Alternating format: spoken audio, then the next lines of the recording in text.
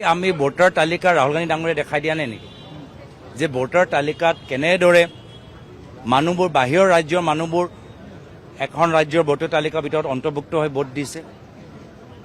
Voter তালিকা লৈ আজি আমি সন্দেহ প্ৰকাশ কৰা নাই নেকি? আপোনালোকৰ চেনেলতো আমি দেখা পাইছোঁ যে বাছে বাছে ট্ৰেইনে ট্ৰেইনে মানুহবোৰ আহিছে।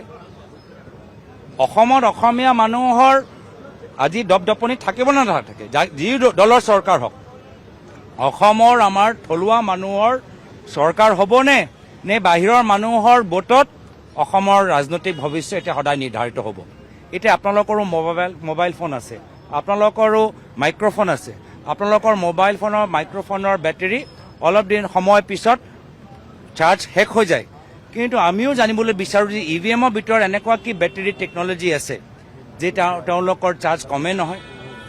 আমি জানিবলৈ বিচাৰোঁ সেইখিনি বেটেৰী আপোনাৰ মোবাইল ফোনত থাকিব লাগে, সেইখিনি বেটেৰী আপোনালোকৰ বুমত থাকিব লাগে, সেইখিনি বেটেৰী প্ৰত্যেকজনৰ ওচৰত থাকিব লাগে যে ইমান দিনৰ পিছতো বেটেৰী পাৰ্চেণ্টেজ কমি নাযায়।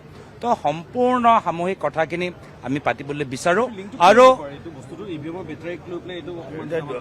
আমাকতো ভাবিব লাগিব যে আপোনালোকৰ যদি এটা সাধাৰণ মোবাইল ফোন, আপোনালোকৰ গাড়ী বেটেৰী, মোবাইল ফোন বাদ দিয়ক, গাড়ী বেটেৰী যদি আপোনালোকে বেছি সময় ব্যৱহাৰ কৰে, ষ্টেণ্ডিঙত ৰাখে, তো গাড়ী বেটেৰী নাইকিয়া হৈ যাব পাৰে, গাড়ী বেটেৰী ড্ৰেইন হৈ যায়।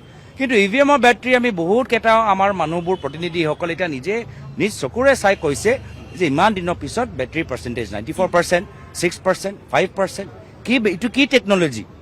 যি টেকনলজি গাড়ীত নাই, যি টেকনলজি মোবাইল ফোনত নাই, যি টেকনলজি আমাৰ ঘৰৰ ভিতৰত আমাৰ ফেক্টৰী প্ৰত্যেক আমাৰ মেচিনাৰীত নাই, সেই বেটেৰীটো একমাত্ৰ EVMতে আছে যে ইমান দিনৰ পিছতো মাত্ৰ 6% তেওঁলোকৰ বহুত ক্ষেত্ৰত ডিscharge হয়।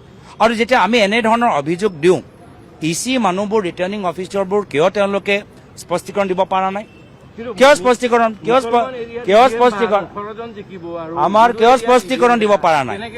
আমি কিয় স্পষ্টীকৰণ দিব পৰা নাই? আমিতো জানিবলৈ বিচাৰোঁ। তো গোটেইখিনি প্ৰক্ৰিয়াৰ ওপৰত আমি ব্যাপকভাৱে চৰ্চা কৰাটো গুৰুত্বপূৰ্ণ। লগে লগে কৈছোঁ যে